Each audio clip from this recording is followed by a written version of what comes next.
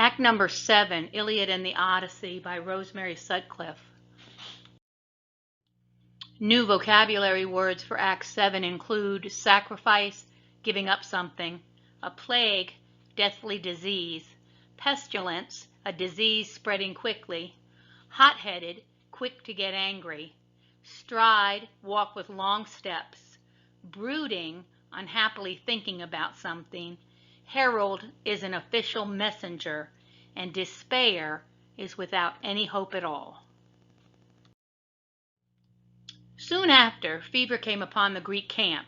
Men died, and the smoke of the death fires hung day and night along the shore, and in despair the Greeks begged the soothsayer Calchas to tell them the cause of the evil. Calchas watched the flight of birds and made patterns in the sand, and after a while he told them that Apollo, angry on behalf of his priest, was shooting arrows of pestilence into the camp from his golden bow, and that his anger would not be cooled until the maiden Chryseis was returned to her father. On hearing this, Agamemnon fell into a great rage, and though the other leaders urged him to release the girl, he swore that if he did so, that he would have Briseis out from Achilles' hall in her place. Then Achilles, who had grown to care for Briseis, would have drawn his sword to fight for her. But gray-eyed Athena, who was for the Greeks because Aphrodite was for Paris and the Trojans, put it into his mind that no man might fight the high king, and that all manner of evils from defeat in battle to bad harvest would come of it if he did. Even so, a bitter quarrel flared between them, though wise old Nestor tried to make peace. Achilles, who despite his youth was the proudest and most hot-headed of all the Greek leaders, called Agamemnon a greedy coward with the face of a dog and the heart of a deer.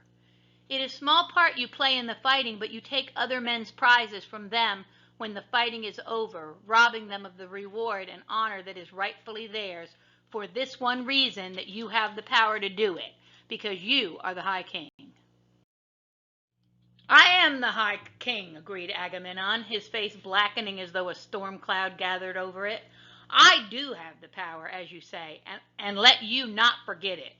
Also, as high king, I have the right, and let you not forget that either. You are no more than a prince among princes. The quarrel roared on despite all that the other leaders could do to stop it, and in the end, it was Achilles who had the final word. King Agamemnon, you have dishonored me, and therefore now I swear on all the gods that I will fight for you no more, nor will I take any part in this struggle against Troy until my honor is made good to me again. Then he strode out from the council gathering and went back to his own part of the camp, his own hall, and his own black ships, and all of the men of his own country went with him.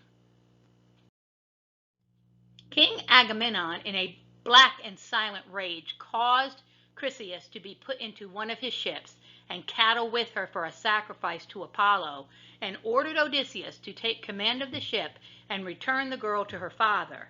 And as soon as the ship had sailed, he sent his heralds to fetch Briseis from Achilles' hall and bring her to his own.